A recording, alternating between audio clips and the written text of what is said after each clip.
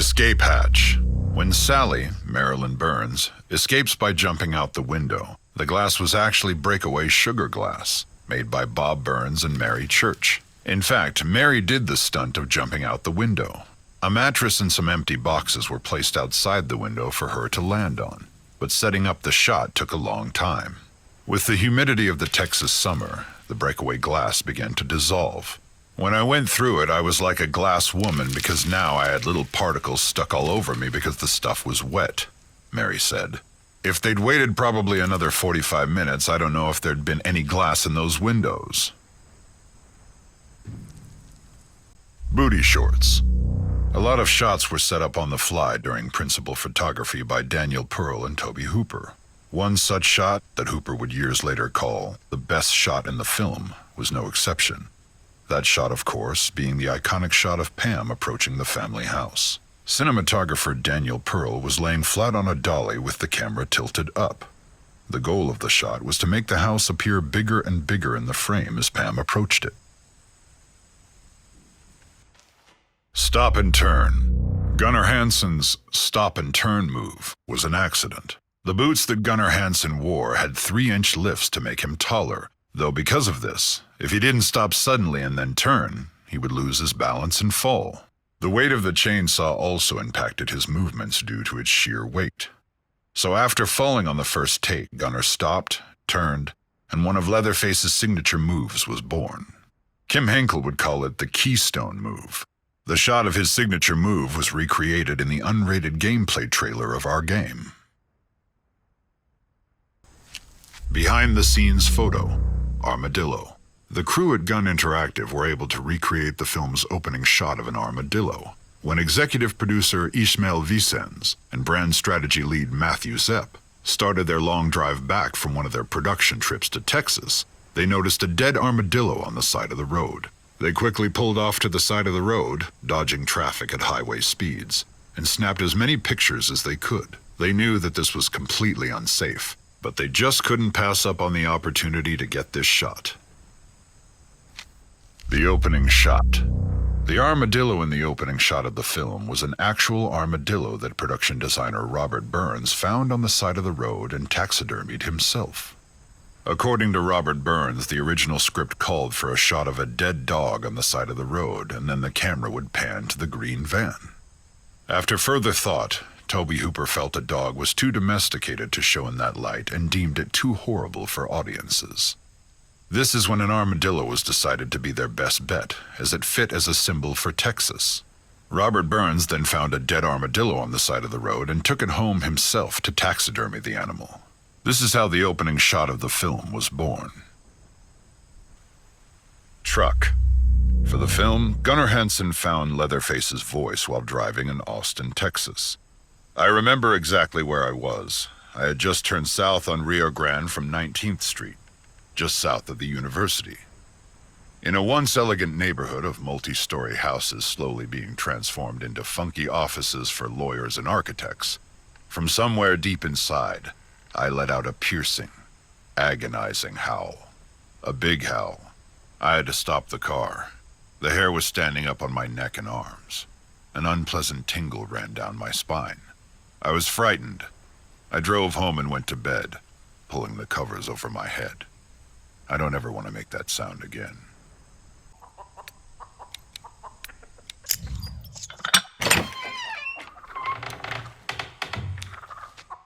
Chicken Nugget. The game's composer, Ross Tregenza, used real chickens for the audio for Nugget. He luckily had a close friend and fellow composer that owned a farm with several chickens. The name Nugget was born from brand strategy lead Matthew Zepp. The name is a nod to the longtime nickname of his nephew. Fake hammer, real impact. The scenes in the movie with the sledgehammer seem real, and there's good reason for that. Though the prop master Bob Burns made a fake hammer with a foam rubber head, there were still complications. Leatherface actor Gunnar Hansen recalled hitting actor William Vale while filming Kirk's death scene. I was completely charged up on adrenaline, skittishly hopping back and forth as if I were speeding. So when Bill tripped and I stepped out of the shadows, I actually hit him in the face with the sledgehammer. Fake or not, it left its mark. In the pivotal dinner scene, actor Marilyn Burns, who played Sally, was actually struck and bled. "I went to the bucket," said Burns, "and then Grandpa hit me over the head with the other prop that was a piece of steel, a sledgehammer. That hurt. That wasn't fake." As Hansen noted, some of the blood in Sally's hair is actually Marilyn's. Car. In one notable scene in the original film, the cook approaches the house and sees the hitchhiker. They have an altercation at the truck where the cook beats the hitchhiker with a broom handle and clearly shows off the relationship between the two characters. The reason that the scene works so well is that it's entirely real. Jim Sedow, the cook, was actually beating Ed Neal, the hitchhiker. Car radio. The song on the radio when the hitchhiker is picked up in the van is Roger Bartlett's "Fool for a Blonde." Bartlett has said that Tobe Hooper chose the song because he thought the hitchhiker was a fool for Sally. Blood spatter. One of the reasons that blood and gore are limited in the film is because Tobe Hooper and Kim Henkel felt that fear and intensity were more important. According to screenwriter Kim Henkel, he and Tobe Hooper reached out to the MPAA to discuss the guidelines to avoid getting slapped with an X rating. Apparently, the investors of the film were terrified that the film would get an X rating, so all these thoughts were front of mind during production.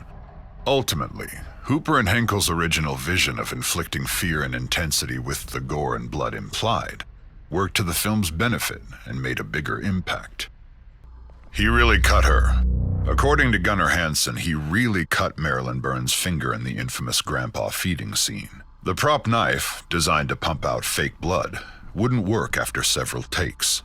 Finally, when no one was looking, Gunnar Hansen removed the tape from the knife that made it dull and really cut Marilyn's finger. Knowing this, that would mean that actor John Dugan, Grandpa, sucked on the actual blood of Marilyn Burns. Kim and Tobe before Texas. Kim Henkel and Tobe Hooper met during the filming of Hooper's 1969 film Eggshells. 4 years later, they would go on to create the production company Vortex Inc. and co-create the Texas Chainsaw Massacre. Another Texas Chainsaw actor was also part of the Eggshells cast. Alan Danziger, better known as Jerry to Chainsaw fans, co-starred in the earlier film. Possible titles. The Texas Chainsaw Massacre wasn't the first or even second title of the film. The first two working titles were Head Cheese and Leatherface. Head Cheese was the first working title of the film, though, for most of principal photography. Leatherface was the working title until late into production when it was finally given the official title of The Texas Chainsaw Massacre. Kim Henkel and Tobe Hooper intended for the title to be spelled Chainsaw, but once the press were sent information on the film, and when the original poster was produced, the spelling got twisted into Chainsaw.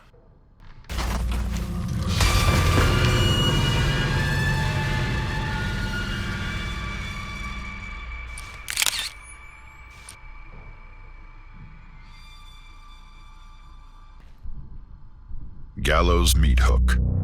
After speaking with the MPAA and because of effect limitations, Tobe Hooper and Kim Henkel made the decision to do the meat hooking scene without blood or gore. Production assistant Dorothy Pearl created a harness with a saddle that Terry McMinn, Pam, could wear. It was completed with nude stockings that crisscrossed the actress's body in the front and the back. The longest McMinn could hang on the hook with the harness was about 1 minute. Dorothy Pearl had to design the harness with the female anatomy in mind because all the weight was being distributed to the actress's lower region. According to the film's screenwriter Kim Henkel, one of the inspirations for the infamous meat hook scene was a scene in the 1931 film Frankenstein. Cheap thrills. Screenwriter Kim Henkel has said that one of the reasons he and Tobe Hooper wanted to make a horror film was their limited budget. If you have relatively little money, what are your possibilities? Henkel says. The clear answer was some sort of genre piece. Horror was the easiest because we felt that we didn't have to have any names in the cast. Production values weren't nearly so important as in some other realms, so it became the natural choice. Friend of Leatherface. Since both of her parents were working on the film, 3-year-old Karina Nicolau was often on set and struck up a friendship with Leatherface actor Gunnar Hansen. He recalled their interactions. She had never liked my Leatherface mask. She was sitting with me one day while I waited for a shot setup. When Dottie, makeup artist Dorothy J. Pearl, came to put on my mask, it horrified Karina. As soon as it covered my face, she started screaming. I had Dottie pull it off. "See?" I said, "it's just me." She calmed down, but when I put the mask on again, she started screaming again.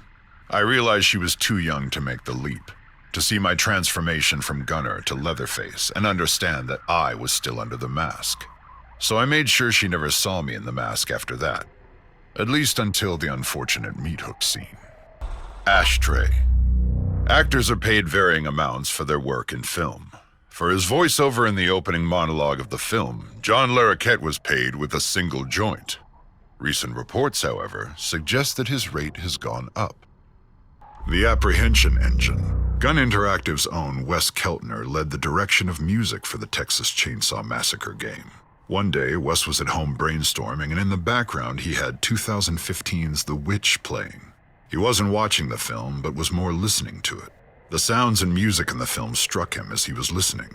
He asked himself, what instruments are they using to make those unique sounds? It turned out, those sounds were created by an apprehension engine. Wes was able to track down Tony Dugan Smith, who makes roughly 6 of these instruments a year, and was informed that the apprehension engine took around 7 months to build. Wes then had the honor to have a meeting with film composer and creator of music for The Witch, Mark Corvin. It was at this meeting where Corvin said, "Forget everything you know about playing guitar and other instruments. Approach the apprehension engine like a child, and experience and discover." From there, the direction of sounds for the Texas Chainsaw Massacre game were born. Preparing for the role. To prepare for the role of Leatherface, Gunnar Hansen went to Austin State School, which was a 95-acre residential and training facility for adults with developmental disabilities. He was there several days to pick up the residents' mannerisms and how they walked and talked. It was important to Gunnar to portray the character authentically, without making a mockery of those who suffer from developmental disabilities.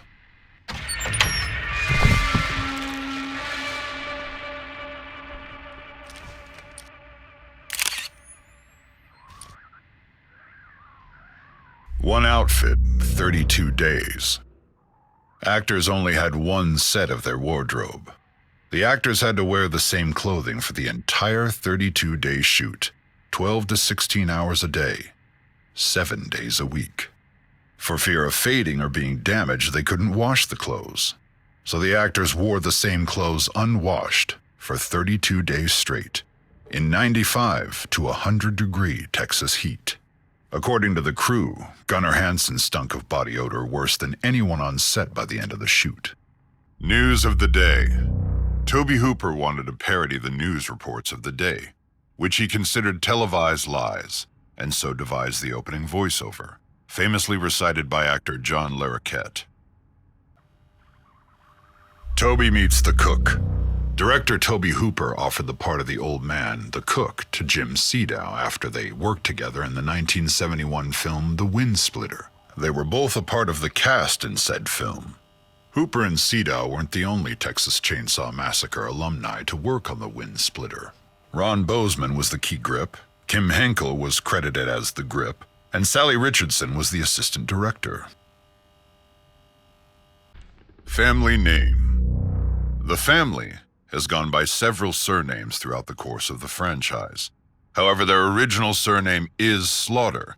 Though never spoken in the movie, it can be seen in faint letters on the sign above the gas station, W.E. Slaughter Barbecue.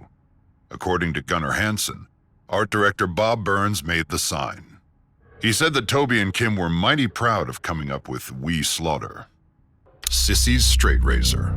After Kim Henkel and creative director Ronnie Hobbs finished designing Sissy's look and backstory, the only question left was what type of weapon would she carry. According to Kim's secret catalog of character concepts, he always envisioned Sissy wielding some type of straight razor, a small, portable weapon that could stay hidden until just the right time. It's petite and deadly, just like Sissy. It fit her personality perfectly. So even though the hitchhiker carries it in the original 1974 film, it did in fact previously belong to Sissy. As far as what happened to her, or where Sissy is during the 1974 film, well, that's a story for another time. Hitchhiker's pocket knife. This weapon is a nod to everyone's favorite unlikable character, Franklin, from the 1974 film. According to creative director Ronnie Hobbs and designer Rob Fox, they knew the likelihood of Franklin ever appearing in the video game was slim to none, so this was their way of including him as a small Easter egg. Jim Sedow's toughest scene to get right was the broomstick clubbing at the gas station. Since the prop was an actual wooden broom handle, he was afraid of hurting his fellow actor in the scene.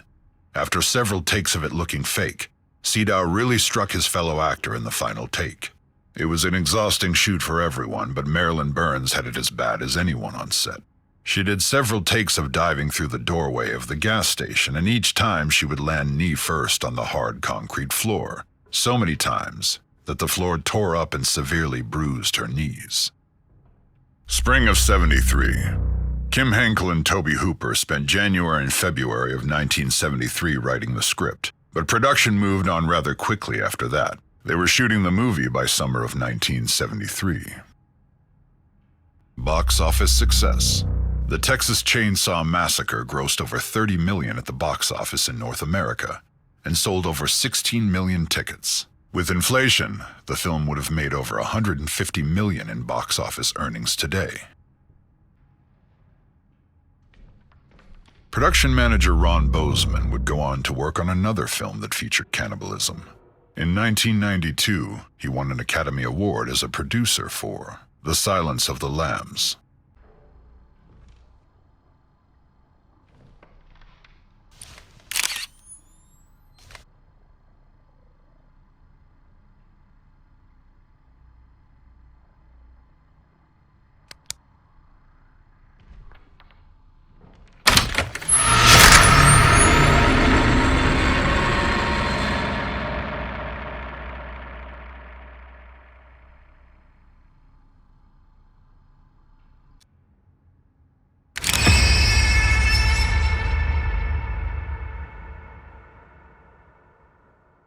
Hitchhiker's camera. The make and model of the Hitchhiker's camera is a Polaroid automatic 230 land camera. It was manufactured and distributed from 1967 to 1969. This camera previously belonged to Maria Flores. The hitchhiker stole it after she was stalked and kidnapped by Johnny.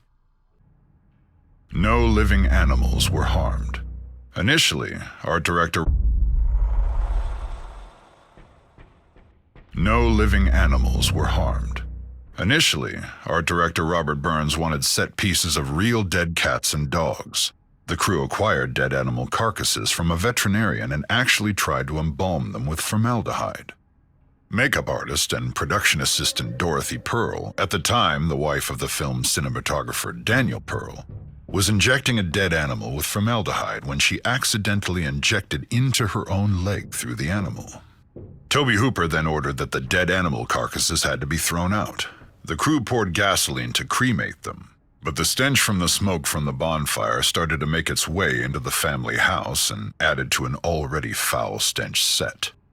Grandma's rocking chair.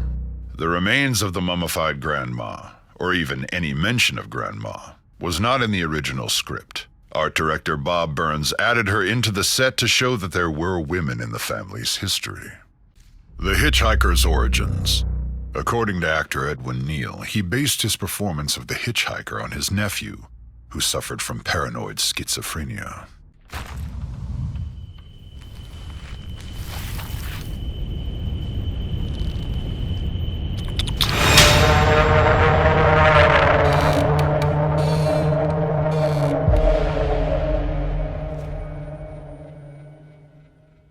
Scaring a child.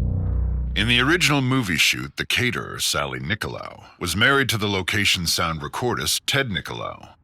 The day they shot the meat hook scenes, Sally brought their then 3-year-old daughter, Karina, to set when she was delivering lunch. Unfortunately, little Karina saw Terry McMinn, Pam, on the meat hook and began crying and screaming. Her father recalled, I was in the living room while we were shooting that scene, and she came running in and skidded to a stop and just went completely white, started screaming and crying, and went running out of the house. Genuine bone furnishings. The bones used for props were real animal bones found at a veterinarian boneyard and a cattle pasture. Art director Robert Burns led the charge of designing most of the bone props, like furniture and light fixtures. Curtain. Alan Danziger played Jerry, the van driver in the film. He prepared for his first on-camera meeting with Leatherface by being blindfolded. When the blindfold was removed for the initial take, he was so terrified that he ran out of the room. Makeup set. Gunnar Hansen shared a lot of praise for his fellow cast members. In the 40th anniversary Blu-ray release's audio commentary, Hansen notes that actor Jim Siedow, the cook, was probably the only actor in the movie who could look benign and then become extremely evil without any makeup.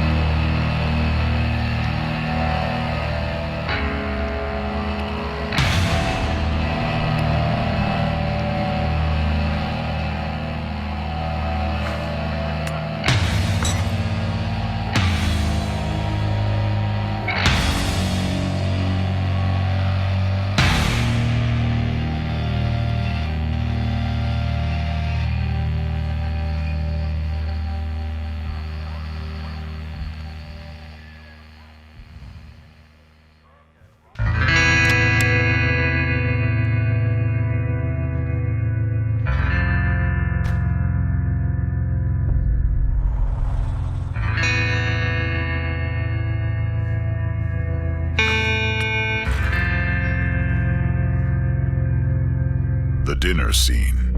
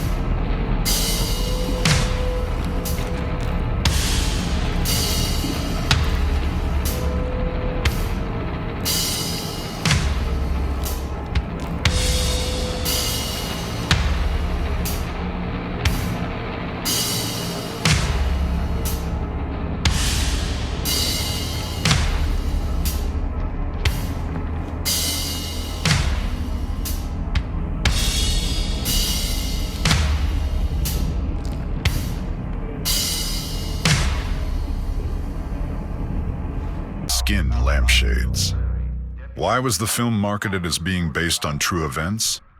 According to Kim Henkel, the film's marketing of being based on true events evolved over production.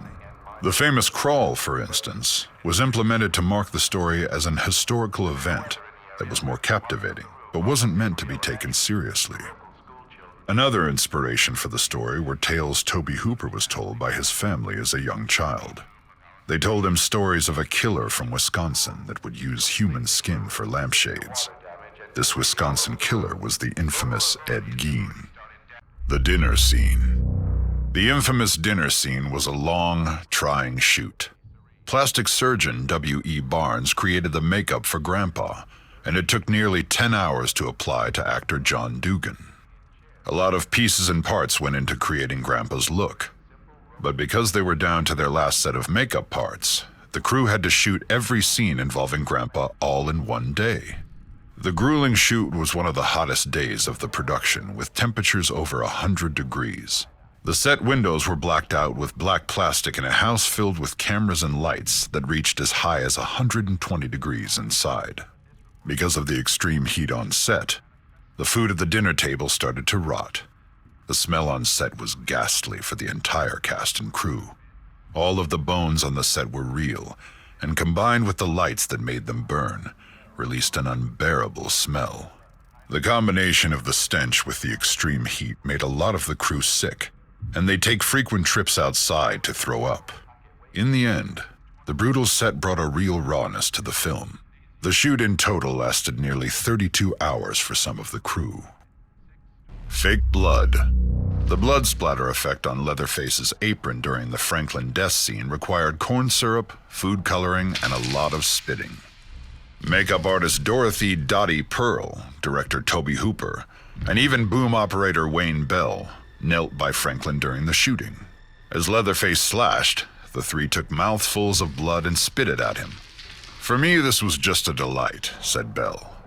"I care nothing about horror movies, but this was pretty playful." Skin. The practical effects of Leatherface's skin mask proved a difficult challenge for Bob Burns, the art director for the film. Mary Church, who had multiple responsibilities on the original film, including continuity and stunt coordination, noted that Bob spent weeks trying to come up with just homemade varieties of stuff that sort of looked like dried skin. I remember him being concerned about expression, or not being able to do expression, and that there probably needed to be other expressions maybe on the face. Leatherface mask. The holes and markings on the forehead of Leatherface's masks represent a hammer to the head. Back then, cows were slaughtered in the head with a sledgehammer, so the holes appear on the forehead of Leatherface's masks to show continuity with how actual cattle were slaughtered. Tobe Hooper found novel ways to introduce drama into his picture. According to lead Marilyn Burns, Sally, Hooper would gossip around the set to create animosity between her and Paul Partain, who played Franklin. Tobe would come up and tell me that Paul said something about me. Then Tobe was going to Paul saying Marilyn said something about you, getting us really upset with each other. So we're doing this scene that didn't require any acting at all. I was ready to kill him. Leatherface speaks. In the original script, the infamous dinner scene was quite different. Leatherface had scripted, though completely unintelligible, lines. As Gunnar Hansen recalls, they were written out. His first line is, "A-A-A-O-U-U-U-Ber," and then, "Abe-Goba Aji-Ima." According to Tobe Hooper, these lines had actual meaning behind them. Hansen's script notes pointed out that the first line meant roughly, "How are you? Welcome home. Supper's almost ready." The next line meant, "I've been a good boy. I got 'em all." Masks. The Leatherface masks would become iconic, but they were hard to see through. Gunnar Hansen explained, "The masks had one unfortunate feature. Their eye holes were small. They fit snugly, but not around my eyes. And the further the eye holes were from my face, the less I could see. It was like looking down a long tube. I could see only what was directly in front of me." Mask, prop, or wardrobe for the role of Leatherface. When Gunnar Hansen had his first meet and greet for the role of Leatherface, Tobe Hooper and Kim Henkel were impressed with his size and stature. When Gunnar walked through the doorway into their meeting, Hooper noticed how much space of the doorway Gunnar took up. They knew right away that Gunnar had the physical traits for the iconic role. Playing with fire. Early on during filming, Gunnar Hansen asked Tobe Hooper, "How are we going to shoot the scene where I get chainsawed in the leg?" Tobe Hooper replied, "I don't know, but don't worry about it because it's the last shot of the movie." For the climactic ending of the film, the crew wrapped a metal sheet around Gunnar Hansen's leg with a stake taped to it, and a blood bag taped on top of that. Originally, he thought it was a crew member who would run the chainsaw cutting into Gunnar's leg. But Gunnar insisted he would do it himself for fear of the crew member accidentally sawing his leg. The saw didn't have its actual teeth attached to it, so they had to make modifications to the saw itself. At first, Gunnar thought he had sawed his leg, but his leg did become badly burned from sawing into the metal plate that was protecting it. All natural masks. Art director Bob Burns performed a significant amount of trial and error to perfect the Leatherface mask. Ultimately, he landed on liquid latex and thin insulation, which aged naturally and yellowed.